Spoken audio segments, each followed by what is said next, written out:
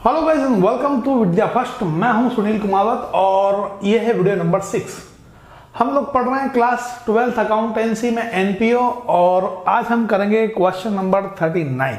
ठीक है, मैं टीएस ग्रेवाल की बुक से करवा रहा हूं क्वेश्चन नंबर 39। ठीक, तो ये क्वेश्चन आप देखें, आपकी स्क्रीन पर भी दिया हुआ है। क्वेश्चन आप पढ़ेंगे कि following is the information given in respect of certain items of sports club, show this item in the income and expenditure account and the balance sheet of the club as at 31st March 2019। आपको question दिया हुआ है कि आपको जो है following information से, जो इंफॉर्मेशन दी हुई है इस इंफॉर्मेशन से आपको बैलेंस शीट में और इनकम एक्सपेंडिचर में क्या चीजें आएगी, ये चीजें आपको दिखाना है। पूरा कंप्लीट अकाउंट नहीं बनाना है, सिर्फ दिखाना है कि क्या क्या चीजें आएगी। ठीक, तो पहले हम इंफॉर्मेशन क्या क्या दी हुई ये पढ़ लेते हैं। आपकी स्क्रीन पर भी आ रही होगी, देखिए आप। सबसे पहले आपको दिया है sports fund on 1 April 2018 3,50,000, sports fund investment 3,50,000।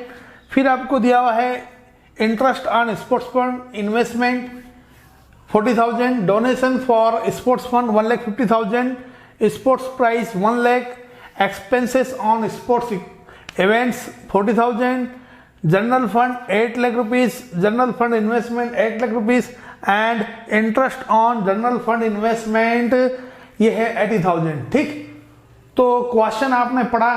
ठीक, क्वेश्चन में आपको इंफॉर्मेशन दी हुई है और आपको क्या करना है, आपको ये बताना है कि बैलेंस शीट में क्या क्या चीजें आएगी और क्या, और इनकम एक्सपेंडिचर में क्या क्या चीजें आएगी। तो देखो बैलेंस शीट में क्या आता है, असेट्स और लायबिलिटी आती है। तो पहले से हम देखते हैं, पहले स्पोर्ट्स फंड। भाई स्पोर्ट्स फंड दिया हुआ है, पहली चीज तो हम देख लेंगे कि स्पोर्ट्स फंड दिया हुआ है, सेकंड दिया हुआ है स्पोर्ट्स फंड इन्वेस्टमेंट। दोनों में डिफरेंस क्या है? देखिए फंड, जैसे कि मान लेते हैं हम कि जैसे कि राम मंदिर बन रहा है, तो राम मंदिर बनाने वाला कोई ना कोई ट्रस्ट होगा, तो वो ट्रस्ट के पास राम मंदिर बनाने के अलावा और भी काम करते होंगे वो। तो राम मंदिर बनाना एक अपने आप में स्पेशल काम है। तो राम मंदिर बनाने के लिए पैसा आ रहे होंगे, तो राम मंदिर का अलग से एक फंड होगा और वो जो राम मंदिर से रिलेटेड खर्चा है वो भी उस फंड से ही करेंगे, यानी कि उसका हिसाब जो है बिल्कुल अलग रखेंगे। यानी किसी भी जो नॉन प्रॉफिट ऑर्गेनाइजेशन है, कोई भी ऐसा संस्था वगैरह है, तो इनके पास यदि कोई स्पेशल फंड आता है तो उसका स्पेशल हिसाब रखा जाता है। ठीक, तो स्पेशल चीज का स्पेशल हिसाब रखा जाता है, यानी कि वो रूटीन चीजों में शामिल नहीं किया जाएगा, यानी कि वो इनकम एक्सपेंडिचर में वो शामिल नहीं होगा। ठीक है, स्पोर्ट्स फंड या कोई सा भी फंड हुआ, तो फंड क्या हुई, फंड चूंकि आपको पैसे आए हैं कि आपको ये पर्टिकुलर काम करना है। जैसे राम मंदिर वालों के लिए आए हैं भाई कि राम मंदिर बनाना है, किसी एक संस्था है उसके पास आया है काम कि राम मंदिर बनाना है, तो राम मंदिर बनाने के लिए स्पेसिफिक फंड है। अब ये फंड क्या है, ये फंड असेट्स है, लायबिलिटी, लायबिलिटी है भाई, क्योंकि ये आपको काम करना है उसके बदले में। तो ये स्पोर्ट्स फंड हमारे लिए क्या है, लायबिलिटी है। पर अब प्रॉब्लम ये है कि ये लायबिलिटी है, लेकिन ये कब की है, 1 अप्रैल 2018, और हम बैलेंस शीट कब बना रहे हैं, 31 मार्च 2019। तो हमें कब का बैलेंस चाहिएगा, हमें एंड का बैलेंस चाहिएगा, हमें क्लोजिंग बैलेंस चाहिएगा। तो ओपनिंग बैलेंस दिया हुआ है, हमें क्लोजिंग बैलेंस जो है निकालना रहेगा। ये भी हमारे लिए क्वेश्चन हो गया। चलो उसके बाद में देखें स्पोर्ट्स फंड इन्वेस्टमेंट। इन्वेस्टमेंट, कोई भी फंड है उस फंड को कहीं इन्वेस्ट कर दिया, तो इन्वेस्टमेंट क्या हो गया हमारे लिए, एसेट्स हो गई। ठीक, तो स्पोर्ट्स फंड जो है वो लायबिलिटी है और स्पोर्ट्स फंड इन्वेस्टमेंट क्या है, असेट्स है, तो ये असेट्स हो गई। ठीक है, इसके अलावा हम देखें कि interest on sports fund investment, ये थोड़ा एक स्पेशल आइटम लग रहा है। डोनेशन फॉर स्पोर्ट्स फंड, ये भी स्पेशल है। स्पोर्ट्स प्राइज, ये भी स्पेशल दिख रहा है। एक्सपेंसेस ऑन स्पोर्ट्स इवेंट, ये भी स्पेशल चीज दिख रही है। फिर आप देखेंगे जनरल फंड, जनरल फंड तो जनरल फंड है। ठीक है, अब जनरल फंड क्या है हमारे लिए, असेट्स या लायबिलिटी है, भाई लायबिलिटी है। चलो जनरल फंड इन्वेस्टमेंट, इन्वेस्टमेंट कर दिया उसका, तो वो क्या हो गई है, वो असेट्स हो गई है। फिर लास्ट में आपको क्या दिया हुआ, interest on general fund investment. तो एक ही चीज ऐसी लग रही है जो इनकम और एक्सपेंडिचर अकाउंट में आ सकती है, interest on general fund investment. क्यों, क्योंकि इंटरेस्ट है, इंटरेस्ट वो भी मिला हुआ है, रिसीव कर रहे हैं, तो हमारे लिए क्या है, इनकम है। और ये कैसी इनकम है, कोई स्पेशल नहीं है, ये बिल्कुल स्पेसिफिक है। तो ये जरूर इनकम एक्सपेंडिचर में आएगी, interest on general fund investment कितनी है 80,000, ये मैंने लिख दी, ठीक, लिख दी। अब मुझे बनाना है बैलेंस शीट, तो बैलेंस शीट बनाना, तो बैलेंस शीट के लिए मुझे कुछ चीजें तो डायरेक्ट दिख रही है भाई, इसे लायबिलिटी दिख रही है, जनरल फंड दिख रहा है, कितना जनरल फंड मुझे दिख रहा है 8 लाख रुपीज, तो 8 लाख रुपीज मैंने ऐसा लिख दिया। फिर मैंने देखा जनरल फंड इन्वेस्टमेंट दिया हुआ है, तो जनरल फंड इन्वेस्टमेंट दिया हुआ है कितने का 8 लाख रुपीज का, कितने का 8 लाख रुपीज का, तो ये 8 लाख रुपीज मैंने ऐसे यहाँ लिख दिए जनरल फंड इन्वेस्टमेंट, ये जीएफ है, जीएफ से मतलब वो नहीं है यहाँ पर, खैर, तो जनरल फंड इन्वेस्टमेंट जो है आपने एसेट साइड लिख दिया, तो ये हो गया, ये हो गया। अब बचा क्या अपना, अब बचा है अपना स्पोर्ट्स फंड इन्वेस्टमेंट, तो इन्वेस्टमेंट अगेन क्या हो गया एसेट्स, तो स्पोर्ट्स फंड इन्वेस्टमेंट कितना है, कितना हम लिख देते हैं 3,50,000, ठीक है, जो है लिख देते हैं। अब क्या बचा, अब सिर्फ एक ही चीज बची है स्पोर्ट्स फंड, और स्पोर्ट्स फंड हमने को ओपनिंग का दिया रखा है और हमें निकालना है किसका, क्लोजिंग का।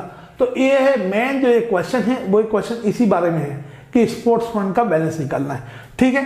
तो इस स्पोर्ट्स फंड का हिसाब अलग से हम रख रहे हैं, तो स्पोर्ट्स फंड का हमको क्लोजिंग बैलेंस निकालना है, स्पोर्ट्स फंड मैंने यहाँ लिखा और इसका हम हिसाब अलग से कर लेते हैं कि बैलेंस कब, as on 1 April 2018 opening balance कितना था 3,50,000, ठीक है, ओपनिंग बैलेंस था स्पोर्ट्स फंड का। स्पोर्ट्स फंड स्पेशल चीज है और स्पेशल चीज होने की वजह से हम इसका हिसाब अलग से करना है, तो स्पोर्ट्स फंड 3,50,000 मैंने लिख लिया ओपनिंग बैलेंस। उसके बाद देखें आप interest on sports fund investment, sports fund में से हमने जो इन्वेस्टमेंट किया उस पर कमाई हुई, तो ये स्पेशल चीज की स्पेशल कमाई है, तो कमाई को हम प्लस कर देंगे हम interest on sports fund investment कितना, ये रहा 40,000 मैंने लिख दिया, ठीक है। फिर नेक्स्ट देखें डोनेशन फॉर स्पोर्ट्स फंड कितना 1,50,000, तो ये भी क्या हुआ भाई, इससे क्या होगा, इससे होगा ये कि आपका पास जो स्पोर्ट्स फंड है वो बढ़ जाएगा, और तो आपको donation for sports fund special donation मिला था आपको, तो ये भी आपने प्लस कर दिया 1,50,000, ठीक है। फिर आप देखें स्पोर्ट्स प्राइज वगैरह के लिए, मतलब ये क्या हुआ, हमारे लिए खर्चा हुआ भैया ना, स्पोर्ट्स वगैरह के इवेंट अगर हम करवा रहे हैं, हमारे एक संस्था है हम करवा रहे हैं, तो हमारे लिए प्राइज वगैरह देना हमारे लिए क्या है, खर्चा है, तो स्पोर्ट्स फंड के लिए ये खर्चा हो गया, तो माइनस कर देंगे हम क्या, sports prizes and prizes awarded कितना 1 लाख रुपीज, चलो ठीक है, ये किस में जाएगा, ये जाएगा माइनस में 1 लाख रुपीज। फिर है एक्सपेंसेस ऑन स्पोर्ट्स इवेंट, अब ये भी खर्चा है तो इसको क्या कर देंगे हम, माइनस कर देंगे, एक्सपेंसेस ऑन स्पोर्ट्स इवेंट कितना, ये है आपका 40,000, ठीक है, माइनस कर दिया।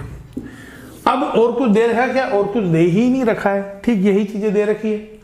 अब हम जो है इसका बैलेंस निकाल लेंगे, ये प्लस करेंगे माइनस करेंगे, तो देखो ये 1,40,000 और 1,50,000 प्लस का माइनस करा, इसका तो बचा कितना 10,000 बचा, इन तीनों को मैं कैलकुलेट करूंगा तो ये 10,000 मैंने इसमें प्लस किया 50,000, ये हो गया आपका 4 लाख। तो क्लोजिंग बैलेंस कितना आया, बैलेंस एज ऑन 31 मार्च 2019 कितना आया 4 लाख रुपीज। तो स्पोर्ट्स फंड का जो बैलेंस है वो 31 मार्च को कितना है 4 लाख रुपीज। तो ये हम बैलेंस शीट में लिखेंगे, तो ये कितना है, ये है आपका 4 लाख रुपीज। तो ये लिख दिया मैंने 4 लाख रुपीज, ठीक। ये है sports fund sports fund only, investment तो इससे आता है। तो स्पोर्ट्स फंड है 31 मार्च को कितना 4 लाख रुपीज, ठीक। अब हम बैलेंस शीट का टोटल नहीं लगाएंगे, टोटल लगाएंगे तो भी बराबर नहीं आएगा, क्योंकि क्वेश्चन में हमें बैलेंस शीट बनाने का बोला ही नहीं है, हमें सिर्फ ये बोला है कि उसमें आप शो करें बैलेंस शीट में क्या चीजें आएगी और इनकम एक्सपेंडिचर में चीजें क्या आएगी। तो यही दोनों चीजें आएगी, ठीक। ये वैसे देखा है तो वर्किंग नोट है, लेकिन मेन क्वेश्चन यही है खैर ये क्वेश्चन बड़ा छोटा था, आसान था, मैं क्या करूं, था तो था। खैर नेक्स्ट वीडियो हम मिलेंगे क्वेश्चन नंबर 40 के साथ में, ठीक है। और आई होप मैंने तो काफ़ी लाइट वेटें लगाई है तो शायद क्वालिटी अब अच्छी हो गई होगी, अच्छी हुई हो तो बताना। फिर मिलते रहेंगे, तब तक के लिए अलविदा, थैंक यू।